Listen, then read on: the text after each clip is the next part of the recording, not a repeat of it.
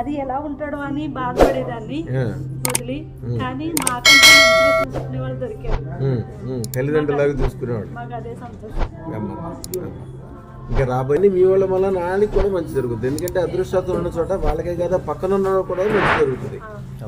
వాళ్ళకి కూడా మంచి జరుగుతుంది. వాళ్ళ వల్ల వీళ్ళకి అమెరికాకి 3 టైమ్ రిజెక్ట్ అయింది. వచ్చామండి మేము యూట్యూబ్ లో చూసే మీ దగ్గరికి వచ్చాము. వెంటనే తీసుకున్నాము. తీసుకున్న వెంటనే 10 రోజుల్లోనే వీసా వచ్చింది. 1 నెలలోనే తను వెళ్ళిపోయాడు.